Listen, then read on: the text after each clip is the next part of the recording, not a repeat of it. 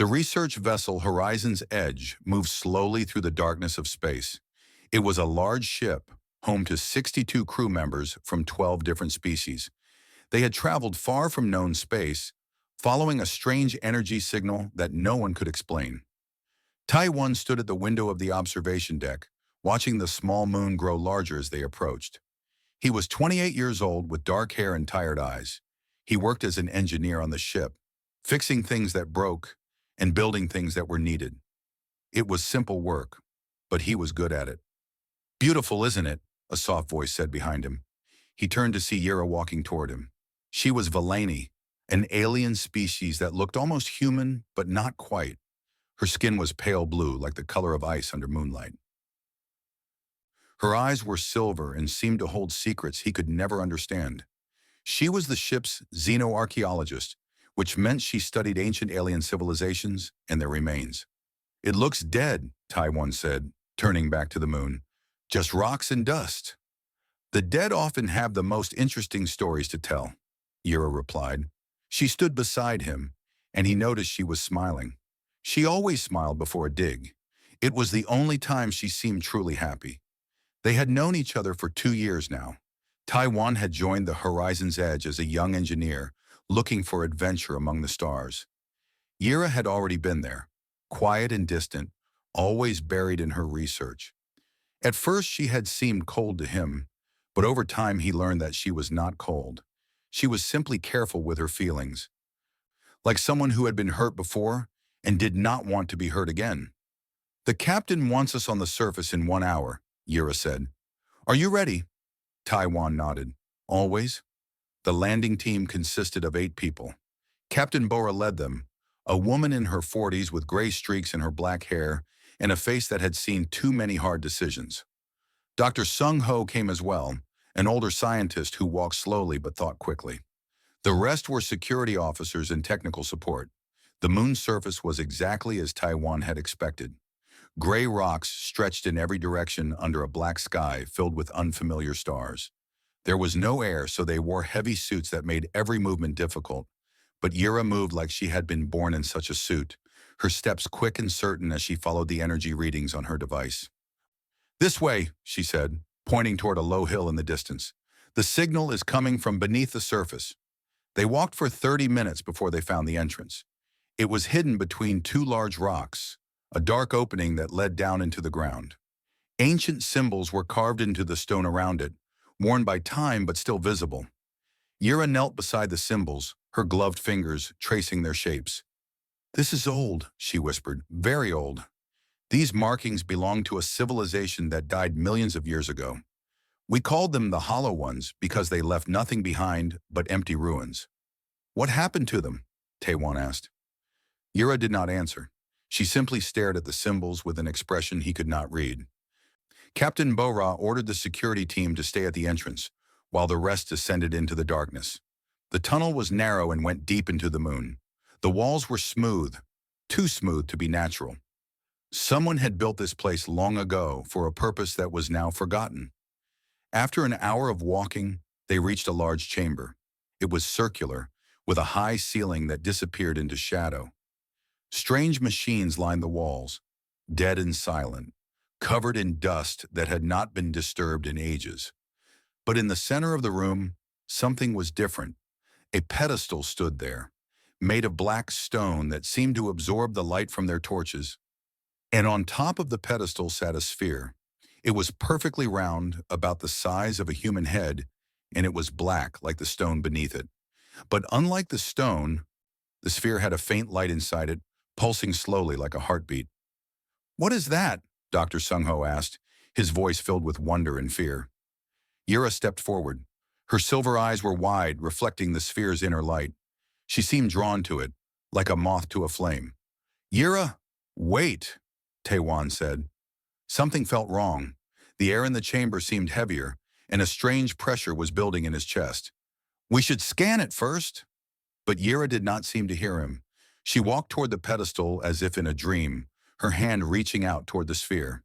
"Yura!" Captain Bora shouted. It was too late. Yura's fingers touched the surface of the sphere. The light inside it exploded outward, filling the chamber with blinding brightness. Taiwan threw his arm over his eyes and heard Yura scream. It was not a scream of pain. It was a scream of horror, of seeing something too terrible to bear. When the light faded, Yura was on her knees before the pedestal. Her body was shaking, and tears ran down her blue cheeks. The sphere sat quietly on its pedestal, its inner light now pulsing faster than before. Taiwan ran to her side and knelt beside her. Yura, are you okay? What happened? She looked at him with eyes full of fear. Her silver eyes, which had always seemed so calm and distant, now held a terror that made his blood run cold. I saw it, she whispered. I saw what it does. What? What did you see? Yura's mouth opened, but no words came out. She looked at the sphere, then back at Taiwan. When she finally spoke, her voice was barely a breath. Death. I saw death. Worlds burning. Stars dying. Everything. Everything gone. Dr. Sung-ho was scanning the sphere with his equipment, and his face was growing more worried with each reading. The energy levels are rising, he said. Whatever she did, it activated something. This device is building power. Captain Bora's voice was hard and cold. Can we stop it? I don't know yet. I need to study it more. Taiwan helped Yura to her feet. She was still shaking, and she leaned against him like she could not stand on her own. He had never seen her like this. Yura was always strong, always in control. To see her so broken filled him with a fear he could not name. We need to get back to the ship, Captain Bora ordered. Bring the artifact. We'll study it there. As they prepared to leave, Taiwan noticed that Yura was staring at the sphere with a strange expression. It was not just fear anymore. It was something else. Something that looked like acceptance, like someone who had just received a death sentence. He wanted to ask her what she was thinking, but something stopped him. Maybe he was afraid of the answer. So he said nothing, and they carried the sphere back to the ship in silence. That night, as the horizon's edge left the dead moon behind, Taiwan lay awake in his bed and thought about the look in Yura's eyes. He had seen that look before, long ago, on his grandmother's face when she knew she was dying. It was the look of someone who had already said goodbye to the world, and it terrified him more than any alien artifact ever could. 3 days passed on the horizon's edge, and Yura barely spoke to anyone. Taiwan watched her from across the mess hall as she sat alone at a table, pushing food around her plate without eating. She had dark circles under her silver eyes, and her blue skin looked paler than usual. She looked like someone who had not slept in days. He wanted to go to her. He wanted to ask her what was wrong, to help her carry whatever weight was pressing down on her shoulders. But every time he tried to approach, she would stand up and leave, as if she could sense him coming. It hurt more than he expected. In the science lab, Dr. Sung-ho worked day and night studying the artifact. The black sphere sat in a containment field, its inner light still pulsing like a slow heartbeat. The old scientist's face grew more worried with each passing hour. On the 4th day, he called Captain Bora to the lab.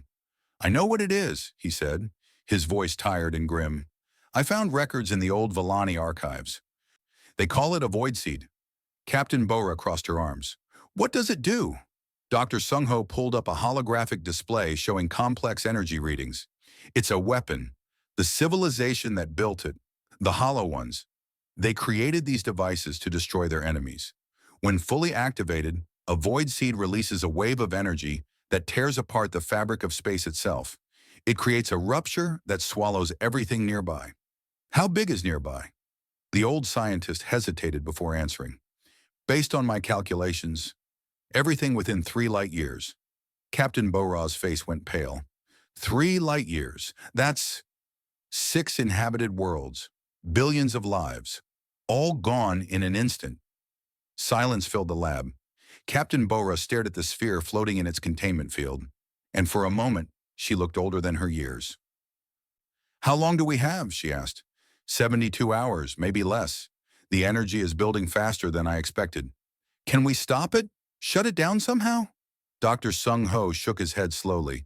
I don't think so. The activation sequence cannot be reversed. The only way to destroy a void seed is to take it somewhere the explosion cannot cause harm. Where? A black hole. If we can get it past the event horizon, the black hole's gravity will contain the explosion, The rupture will be swallowed before it can spread. Captain Bora thought for a moment. The nearest black hole is 40 hours away at maximum speed. We can make it. There's a problem, Dr. Sung-ho said quietly. The energy the sphere releases is deadly. Anyone who stays near it for more than a few hours will die from radiation. And someone needs to stay with it to keep the containment field stable. If the field fails, even for a moment, the sphere will explode early. The captain understood what he was saying. You're telling me someone has to die? Yes, someone has to take the sphere to the black hole and stay with it until the end. There is no other way. That evening, Yira requested a private meeting with Captain Bora in her office. Taiwan happened to be walking past when he saw her enter, and something made him stop. He stood in the hallway, knowing he should not listen, but unable to walk away. Through the door, he heard voices. They were muffled, but he could make out some words. My responsibility, Yira was saying. I touched it. I awakened it. By Vellani law, I am its keeper now. Keeper? The captain asked. When a Vellani discovers something dangerous, they become responsible for it. They must be the one to end it, even if it costs their life. This is our oldest law. This is our duty. There was a long pause before the captain spoke again. You're saying you want to take the sphere to the black hole, alone. It is not what I want. It is what must be done. I will take a shuttle, keep the containment field stable, and pilot the ship into the black hole. The void seed will be destroyed, and your crew will be safe. And you will be dead. Yes. Taewon felt his heart stop. He pressed his hand against the wall to steady himself, his mind refusing to accept what he had just heard. I need time to think about this, Captain Bora said. There is no time. Every hour we wait, the sphere grows stronger. We must act now. Another long silence. Then the captain spoke, her voice heavy with a weight that Taewon understood too well. Very well. I will prepare a shuttle, but this stays between us for now. I don't want the crew to panic. I understand. Taiwan stepped back from the door just as it opened. Yira walked out and their eyes met. For a moment something flickered in her silver gaze. Surprise, then sadness, then nothing at all, like a door closing. Taiwan, she said quietly, how long have you been standing there? Long enough, he replied, his voice rough with emotion. Yira, you can't do this. There has to be another way. She shook her head slowly. There is no other way. I have seen the records. My people have faced void seeds before. Many keepers have given their lives to stop them. This is how it has always been done. I don't care how it's been done. I care about you. The words hung in the air between them. Yira's expression softened, just for a moment, and Taewon saw something in her eyes that looked like pain. You should not care, she said softly. It will only make this harder. She turned and walked away, leaving him standing alone in the hallway with a heart that felt like it was breaking. That night, Taewon could not sleep. He lay in his bed staring at the ceiling, thinking about Yira.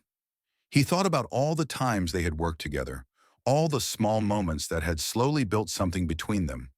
The way she laughed at his jokes, even the bad ones. The way she looked at the stars like they were old friends. The way she listened when he talked about his home on Earth, asking questions as if she truly wanted to know. He thought about losing her, and the thought was unbearable. In the quiet darkness of his room, he made a decision. He would not let her go alone. He could not stop her from going, but he could go with her. He could stand beside her at the end, so she would not have to face the darkness by herself. It was a stupid decision. He knew that. It was the kind of decision that got people killed, but it was also the only decision that felt right, because some things were worth dying for, and Yira, he realized, was one of them. He closed his eyes and waited for morning, knowing that everything was about to change. The next morning, Taiwan found Yira in the artifact containment bay. She was standing before the black sphere, watching its slow pulse of light with an expression that was impossible to read. The room was cold and filled with the hum of machines keeping the containment field stable. You should not be here, she said without turning around. The radiation levels are rising. It's not safe. Then why are you here? Taiwan asked, stepping closer. I am the keeper. It is my duty to watch over it. Taewon stopped a few feet behind her. He could see the tension in her shoulders, the way her hands were clasped tightly behind her back. She was trying so hard to appear calm, but he knew her well enough to see through the mask. I heard what you told the captain, he said quietly. Yura finally turned to face him. Her silver eyes were calm, but there was something deep within them that looked like sorrow. Then you know what must be done. I know what you've decided to do. That's not the same thing. It is the same thing. I awakened the void seed. I must be the one to destroy it. This is the law of my people, Taiwan. This is who I am. Taiwan shook his head. No, this is what your people taught you. It's not who you are. There's a difference. For a moment, Yura looked surprised. Then her expression hardened again. You do not understand. Among my people, this law is sacred. A keeper who fails in their duty brings shame to their entire family. My mother was a keeper. My grandmother was a keeper. We do not run from our responsibilities. I'm not asking you to run. I'm asking you to let me help. Help? Yura laughed, but there was no joy in it. How can you help? Can you change the laws of physics? Can you stop the radiation from killing whoever stays near the sphere? Can you create a miracle out of nothing? No, Taiwan admitted. But I can go with you. The words fell between them like stones dropped into still water. Yura stared at him, her silver eyes wide with shock. What did you say? I said I'm going with you. To the black hole. You're not doing this alone. That is madness. You will die. So will you. That is different. I have a duty. You have nothing to do with this. Taiwan stepped forward until he was close enough to see the small flecks of gold in her silver eyes. I have everything to do with this. I've worked beside you for 2 years. I've watched you smile at old ruins like they were the most beautiful things in the universe. I've listened to you talk about your homeworld until I could picture it in my dreams. You're not just a colleague to me, Yura. You're not just a friend. Yura's breath caught in her throat. Taiwan. You asked me once why humans are so strange, why we form attachments so quickly, why we care about things that don't make logical sense. He reached out and took her hands in his. They were cold, trembling slightly. This is why, because sometimes caring about someone isn't logical. Sometimes it's the most illogical thing in the universe, but it's also the most important. Tears formed in Yura's eyes, making them shine like liquid silver. You cannot do this. I will not allow it. You can't stop me. The captain might be able to order me to stay, but I don't think she will. And even if she does, I'll find a way to go anyway. Why?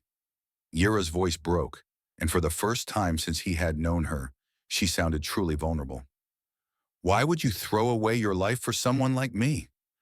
I'm not even human. I'm not even from your world. Taiwan smiled, a sad and gentle smile. That's exactly the kind of thinking I'm trying to change. You see yourself as an outsider. You think you don't belong with us, that you have to carry your burdens alone because that's what your people taught you.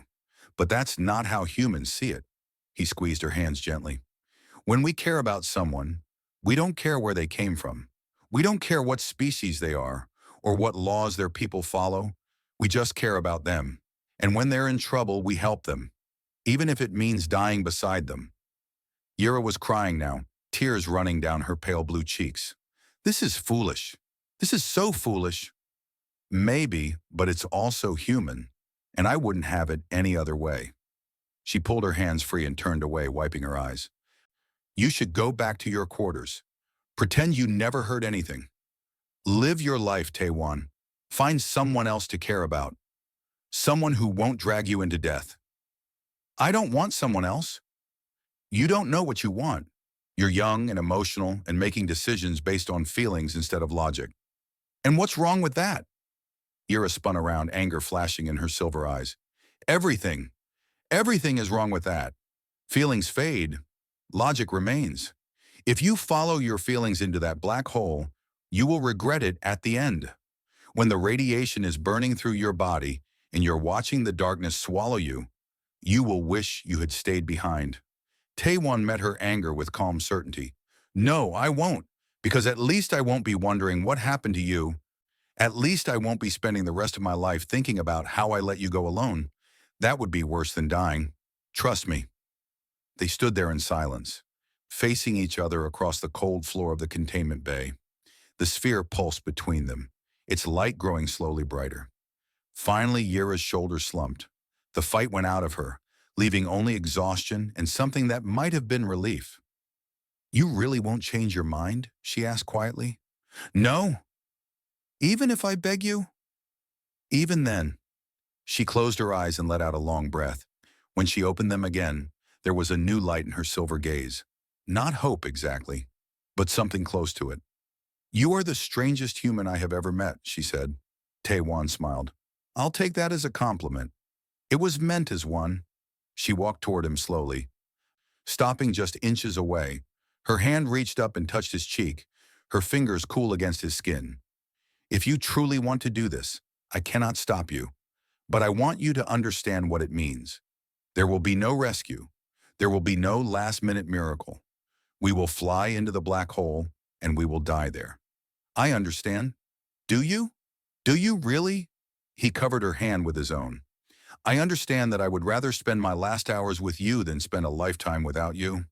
That's all I need to know." Yura studied his face for a long moment, searching for doubt or fear. She found neither. "Then we go together," she said softly. "As equals. As, as whatever we are to each other." "Partners," Taewon suggested. Yura smiled, the first real smile he had seen from her in days. "Partners. I like that." They stood there in the cold light of the containment bay, two people from different worlds who had found something worth dying for. And outside the observation window, the stars burned on in eternal silence, indifferent to the small drama playing out below. Word spread through the ship like fire through dry grass. By noon, everyone knew that Taewon had volunteered to accompany Yura on her final mission. The crew whispered in hallways and mess halls, some calling him brave, others calling him foolish. Most just looked at him with something close to pity. Captain Bo-Ra summoned him to her office within the hour. The captain's office was small and plain, like the woman herself. There were no decorations on the walls, no personal items on the desk, just a chair, a computer, and a woman who had carried the weight of command for 20 years. "Sit down," she said. Taewon sat. Captain Bo-Ra studied him with eyes that had seen too much, eyes that had watched friends die and enemies fall, eyes that knew the true cost of sacrifice. "I'm going to ask you one question," she said, "and I want you to think carefully before you answer. Do you understand what you're volunteering for?" "Yes, Captain." "Do you? Really?" She leaned forward, her voice hard. "You're not going on a rescue mission. You're not going to fight some enemy you might defeat. You're volunteering to fly into a black hole and die. There will be no coming back. There will be no last-second escape. You will be dead, and your body will be crushed into something smaller than an atom." Taiwan did not look away. "I understand. Then why?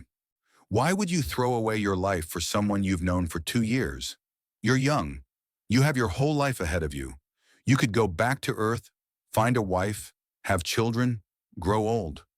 Why give all that up?" Taiwan thought about the question. He had asked himself the same thing many times since last night. The answer had come to him in the small hours of the morning, when sleep would not come, and the only thing he could think about was Yura's face. "Because I love her," he said simply. Captain Bora's expression did not change. "Love. That's your reason. Isn't it enough? Love fades. Love makes you do stupid things. Love is not a good reason to die." "Then what is a good reason?" The question hung in the air. Captain Bora leaned back in her chair and was quiet for a long moment. When she spoke again, her voice was softer. "When I was your age, I was stationed on a colony ship heading to the outer systems. We were attacked by pirates. They boarded the ship and started killing everyone they found. My captain, a man named Daijong, led a group of us to fight back. We pushed them out, but Daijong was wounded. The pirates had planted a bomb in the engine room, and someone had to stay behind to disarm it." She paused, her eyes distant with memory. Daijong volunteered. He knew he was dying anyway, bleeding out from a wound no one could fix. He told us to evacuate and spend his last minutes saving the ship. I never forgot the look on his face when he said goodbye. It wasn't fear. It wasn't even sadness. It was peace. "Because he knew he was doing the right thing," Taewon said. "Yes, he died so that 400 people could live. That was his good reason." Captain Bora's gaze sharpened, focusing on Taiwan once more. "You're not dying to save hundreds. You're dying for one woman. Is that really the same thing? No, Taiwan admitted. It's not the same, but it's not less important either. Every person matters. Every connection matters. If we only value lives in numbers, we forget what makes life worth living in the first place. Captain Bora was silent for a long time. Outside the window, stars drifted slowly past as the ship continued its journey. You remind me of myself, she said finally, when I was young and foolish and thought love could conquer anything. Did it? No, but it made the trying worthwhile. She stood up and walked to the window, her back to him. I should order you to stand down. It's my duty as captain to protect my crew, even from themselves. But I also know that some orders are meant to be broken. She turned around and there was something almost like respect in her eyes. If I forbid you to go, will you obey? Taiwan met her gaze steadily. No, Captain. I'm sorry, but no. I thought so. She returned to her desk and sat down heavily. Get out of my office. And take care of her. She's been alone for too long. Yes, Captain. Taiwan stood and walked to the door. As he was about to leave, Captain Bora spoke one more time. For what it's worth, I think Daejung would have liked you. He was a fool too. Taiwan smiled. Thank you, Captain. That means more than you know. That evening, the crew gathered in the main cargo bay. Word had spread that Taiwan and Yira would be leaving at dawn, and no one wanted to let them go without saying goodbye. Dr. Dr. Sung Ho approached Taiwan with a heavy case in his hands. I've been working on something, he said, opening the case to reveal a suit unlike anything Taiwan had seen before. It was black and sleek, covered in strange patterns that seemed to shift in the light. It's experimental, untested, but it might help. What does it do? It's designed to dampen radiation. In theory, it could extend your survival time near the sphere.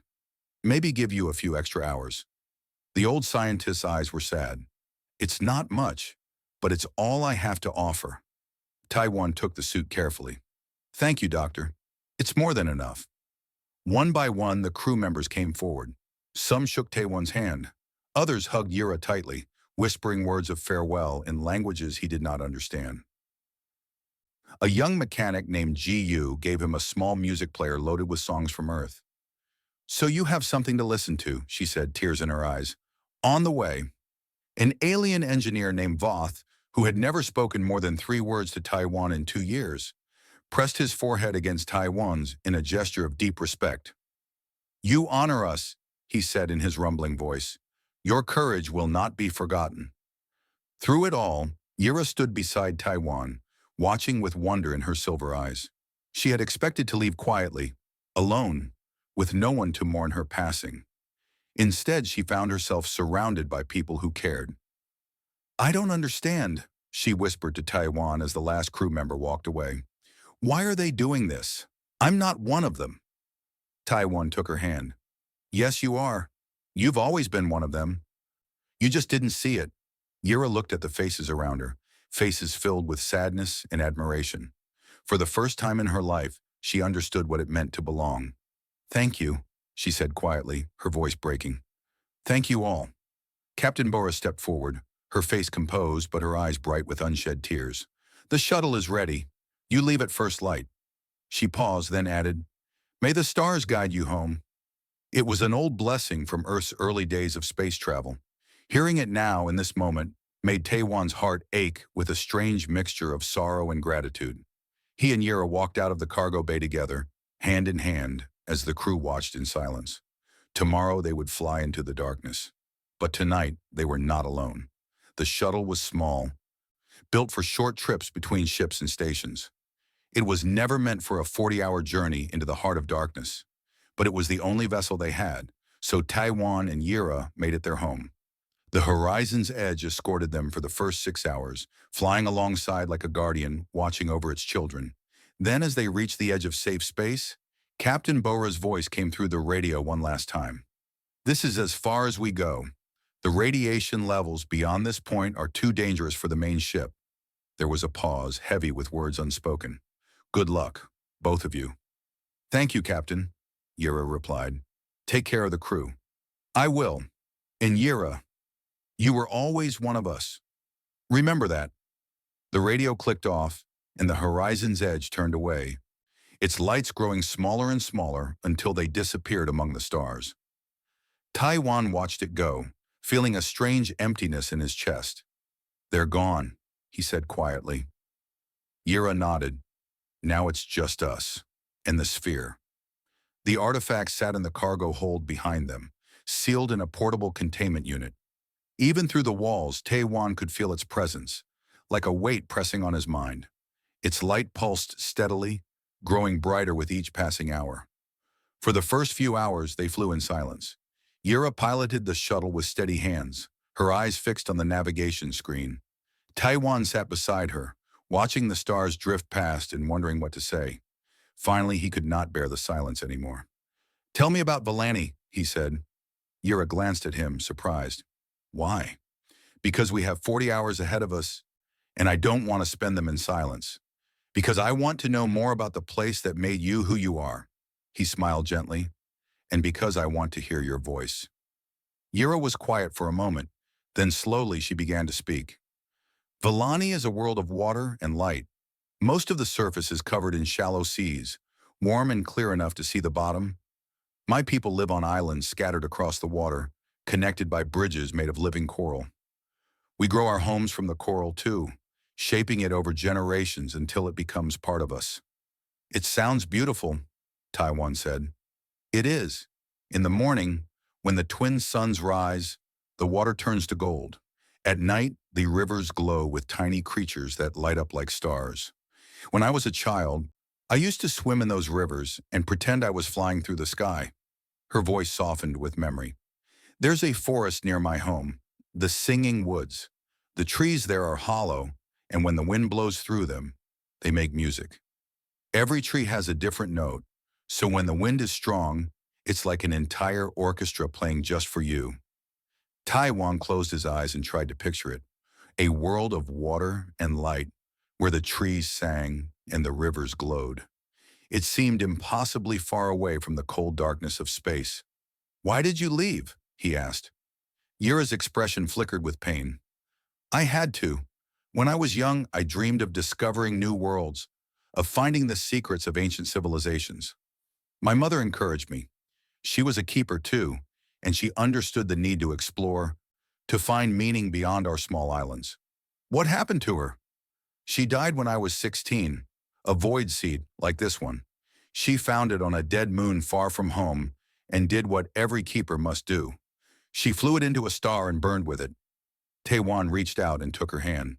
"I'm sorry." "Don't be. She died with honor. She saved thousands of lives." Yira looked at their joined hands, her silver eyes shimmering. "I always knew I would follow in her footsteps someday. I just didn't expect it to hurt so much." "Is it easier now, having me here?" "Yes," she admitted, "and that scares me. I was taught to face death alone, to carry my burden without help. But having you here, it makes me feel things I don't understand, things I was never supposed to feel." "Like what?" Yira turned to look at him, and in her eyes, he saw something raw and honest. "Like hope, like the possibility that death might not be the end of everything. Like maybe, just maybe, there's something waiting for us on the other side." Taiwan squeezed her hand. "My grandmother used to say that death is just another journey, not an ending, but a beginning." "Your grandmother sounds wise." "She was. She raised me after my parents died in a shuttle accident. She taught me everything I know about kindness, about courage, about what it means to love someone." "Tell me about her," Yira said. So he did. He told her about his grandmother's small house in the mountains of Korea, where the air smelled like pine trees and cooking fires. He told her about her stories, ancient tales of heroes and gods that she would tell him every night before bed. He told her about the way she would hum while she cooked, old songs that her mother had taught her. Hours passed as they traded stories, painting pictures of their homeworlds with words. Yira spoke of festivals where her people danced on the water and weddings held beneath the twin moons. Taiwan described the busy streets of Seoul and the quiet peace of mountain temples. They talked about their dreams as children, their fears as adults, and the small moments of joy that made life worth living. The radiation levels climbed slowly, and Yura's hands began to tremble. The artifact was taking its toll, draining her strength little by little. But she refused to show weakness, keeping her voice steady even as her body weakened. 20 hours in, Taewon noticed her wince as she shifted in her seat. "You're in pain," he said. "It's nothing. The radiation affects my people more quickly than it does humans. We evolved on a world with less cosmic radiation than most. My body isn't made for this. Let me help. I can pilot the shuttle for a while." "You don't know how to pilot a ship." "I can learn. You can teach me." Ira hesitated, then nodded slowly. For the next 2 hours, she taught him the basics of shuttle navigation, guiding his hands over the controls with patience she did not feel. By the time she finally fell asleep in her chair, exhausted beyond measure, Taewon was flying the shuttle alone through the endless night. He looked at her sleeping face, so peaceful in the dim light of the cabin. She looked younger when she slept, the worry lines smoothed away, the tension gone from her shoulders. "I'll keep us safe," he whispered. "You just rest." Outside the window, the stars burned on in silence. Somewhere ahead, invisible and waiting, the black hole drew them closer with its eternal hunger. But for now, in this small moment of peace, Taewon felt almost happy. He was where he was supposed to be, doing what he was supposed to do. And he was not alone. 36 hours into the journey, the black hole appeared on their sensors. It was not visible to the naked eye, not really. Black holes did not shine like stars or glow like nebulae. They were absences, holes in the fabric of space where light went to die. But their sensors could detect the way space bent around it, the way light from distant stars warped and twisted as it passed too close. Yura woke from her sleep and stared at the readings with hollow eyes. Her condition had worsened over the past hours. Her blue skin had turned pale gray, and dark veins had appeared beneath the surface. The radiation was killing her, cell by cell. "We're almost there," she said, her voice weak but steady. Taewon nodded. He was wearing Dr. Sung Ho's experimental suit, and so far it seemed to be working. The radiation affected him less than it affected Yura, but he could still feel it, a constant pressure against his skin, a slow burning that never quite stopped. "How are you feeling?" he asked. "Like I'm dying." She smiled, a tired smile that did not reach her eyes. "Because I am." "Yura, don't say you're sorry. Don't say it will be okay. We both know the truth." She reached out and took his hand. "I'm glad you're here.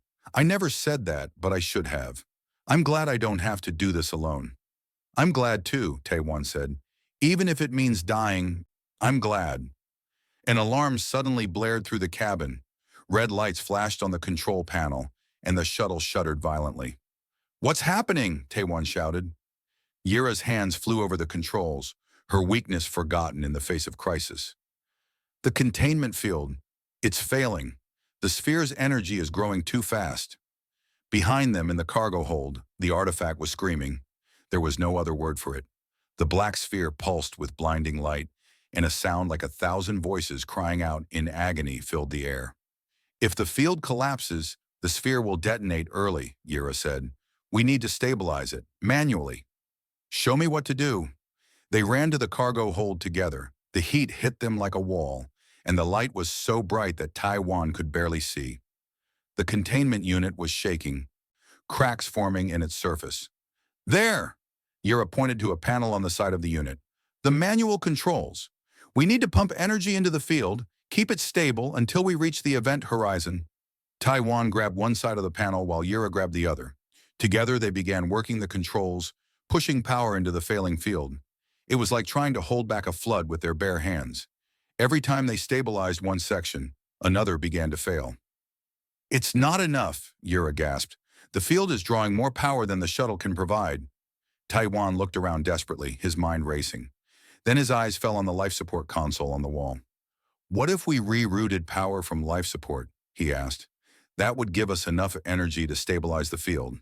But we would lose oxygen, heat, everything that keeps us alive." "How long would we last?" Yura calculated quickly. "Maybe 2 hours. The event horizon is 3 hours away at current speed. Then we push the engines harder, maximum speed." "The shuttle wasn't designed for maximum speed. The engines could fail." And if we don't try, the sphere explodes and kills billions. I'll take a burned-out engine over that. Yura stared at him for a moment, seeing something in his eyes that she had never seen before. Total certainty, complete acceptance. You really aren't afraid, are you? She whispered. I'm terrified, he admitted, but I'm not going to let fear stop me. Not now. She nodded slowly. Then let's do it. Together they returned to the cockpit. Yura rerouted all power from life support to the containment field, and the cabin immediately began to grow cold. Taewon pushed the engines to maximum, and the shuttle lurched forward with a groan of protesting metal. The lights went out. The heating stopped. Oxygen levels began to drop, but the containment field held. For the next 2 hours, they sat together in the dark, cold cockpit, watching the black hole grow larger and larger on their sensors. Yura's hands shook constantly now, and her breathing was shallow. Taiwan wrapped his arms around her, sharing what little warmth his body could provide. Tell me a story, she whispered. What kind of story? Any story. Just talk to me. Keep me here. So Taewon talked. He told her about the first time he saw the stars from space. A young man full of dreams standing at the window of a transport ship. He told her about the friends he had made and lost, the adventures he had dreamed of having. He told her about the future he had imagined, a future he would never see. And as he talked, the black hole drew closer. It filled the view screen now, a perfect circle of absolute darkness surrounded by a ring of light. The ring was made of stars, their light bent and stretched into a halo by the black hole's impossible gravity. It's beautiful, Yura breathed. I never thought death would be so beautiful. Maybe that's the point, Taewon said. Maybe death isn't supposed to be ugly and scary. Maybe it's supposed to be like this, like going home. Yura turned to look at him, and despite everything, despite the cold and the darkness and the certain knowledge that they would not survive, she smiled. I love you, she said. I never said it before because I was afraid of what it would mean, afraid of how much it would hurt. But I'm not afraid anymore. Taiwan felt tears freeze on his cheeks. I love you too. I think I've loved you since the first day we met. Why didn't you say anything? Because you seemed so far away, like you were in a different world that I could never reach. Yura laughed softly. We're both in the same world now, this small, cold, dark world, and I wouldn't want to be anywhere else. The shuttle crossed the event horizon. There was no sound, no great shake, no dramatic moment of transition. 1 second they were in normal space, and the next they were somewhere else, somewhere that the laws of physics no longer applied. The artifact screamed one final time, and then its light went out, consumed by the black hole's hunger, destroyed forever. They had done it. The void seed was gone, but so were they. Taiwan held Yura close as the darkness closed in around them, as reality itself began to bend and break. He felt no fear, only peace, only love. And in the last moment before everything ended, he could have sworn he heard music, the sound of hollow trees singing in the wind, the sound of home. In the space between moments, something impossible happened. Dr. Sung Ho's experimental suit was not designed for black holes. It was built to dampen radiation, nothing more. But the universe, it seems, has a way of surprising even those who study it most carefully. When the shuttle crossed the event horizon, the suit reacted to the extreme gravitational forces in a way no one could have predicted. The energy patterns woven into its fabric resonated with the warp space around them, creating a bubble of stable time. Just a tiny bubble, lasting only a fraction of a second by the universe's measure. But inside that bubble, time moved differently. The black hole's spin created what scientists call an ergosphere, a region where space itself is dragged around by the rotating singularity. Objects caught in the ergosphere are not necessarily doomed. They can be flung outward at tremendous speed, like water from a spinning wheel. The shuttle was caught in one of these jets. It happened too fast for Taiwan or Yura to understand. One moment, they were falling into eternal darkness. The next, they were being hurled outward, riding a stream of superheated plasma that shot them back into normal space like a cork from a bottle. The shuttle's hull screamed and buckled. Warning alarms that had been silent for hours suddenly blazed to life. Emergency systems that should have been dead activated with stuttering power. And then everything went quiet. Taewan opened his eyes. He was lying on the floor of the cockpit, and everything hurt. His whole body felt like one giant bruise. The emergency lights cast a dim red glow over the cabin, and through the cracked view screen, he could see stars. Normal stars. Burning in normal space. "Yira," he croaked. "Yira." He crawled across the floor, ignoring the pain, until he found her. She was slumped against the navigation console, her eyes closed, her chest barely moving. Her blue skin was almost white, and the dark veins had spread across her face like cracks in ice. "No, no, no!" Taewon gathered her in his arms, feeling for a pulse. It was there, faint and slow, but there. "Stay with me, please. Stay with me." The shuttle drifted through space, powerless and broken, for 3 days. On the morning of the third day, the horizon's edge found them. Captain Bo-Ra led the rescue team personally. When they cut through the shuttle's damaged airlock and found Taiwan still holding Yura in his arms, still talking to her in a hoarse whisper, still refusing to let go, even the hardened captain felt tears on her cheeks. "Get the medical team," she ordered. "Now!" The next few days were a blur of medical bays and worried faces. Dr. Sung-ho worked around the clock, trying to undo the damage the radiation had done. Taiwan drifted in and out of consciousness, always asking the same question when he woke. "Is Yira alive?"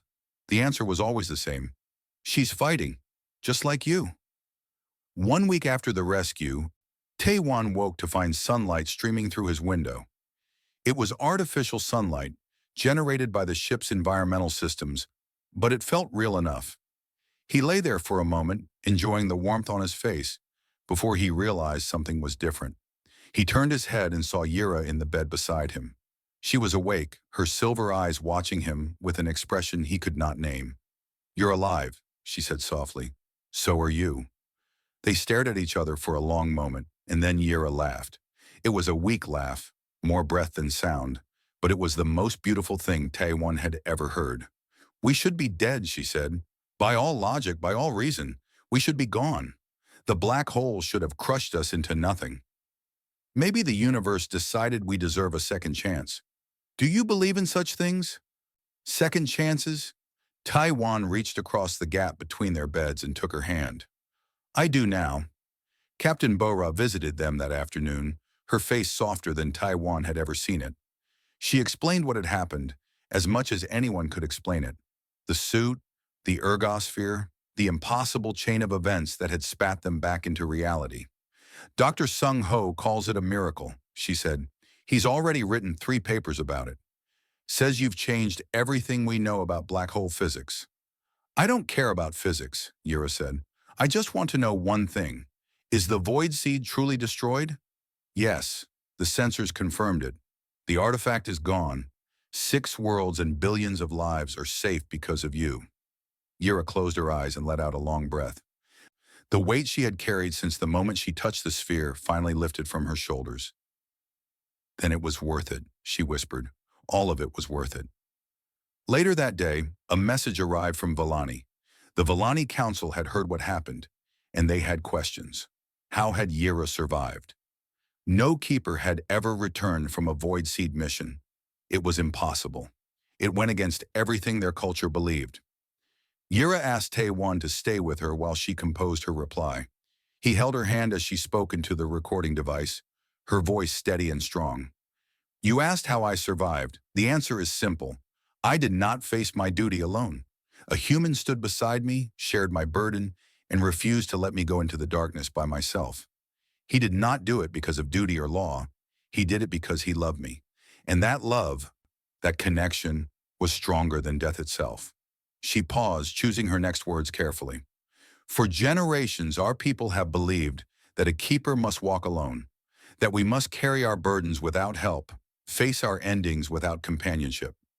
But I have learned something new. I have learned that we are stronger together than we could ever be apart. That asking for help is not weakness. That love is not a distraction from duty. It is the very thing that makes duty meaningful." Tears ran down her cheeks, but she did not stop. "I am not the keeper I was before. I am something new, something better, and I have a human to thank for that. When the message was sent, Yura turned to Taiwan with shining eyes. Whatever they say in response, I do not care. Let them call me a traitor to tradition. Let them strip me of my title. I have found something more valuable than any honor they could give me. What's that? Taiwan asked. A reason to live. She reached across the gap between their beds, and this time, Taiwan met her halfway.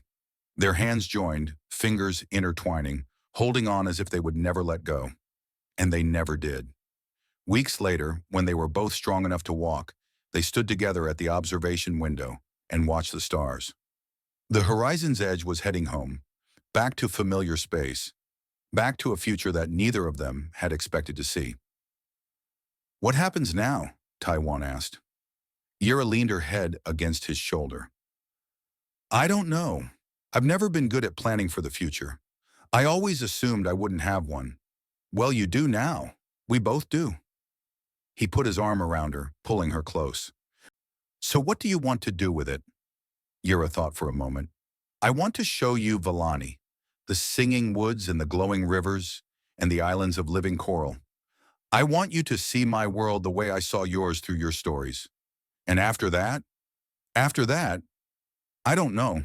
Find more ruins to explore. Discover more secrets. Live. She looked up at him with a smile that made his heart ache with joy. I think I'd like to learn how to live. Taewon kissed her forehead gently. Then that's what we'll do. Together. Outside the window, the stars burned on in their eternal dance, indifferent to the small dramas of mortal beings. But within the ship, in the quiet space between two people who had faced death and survived, something beautiful had been born. Not a duty, not an obligation, just love. And in the end, that was enough.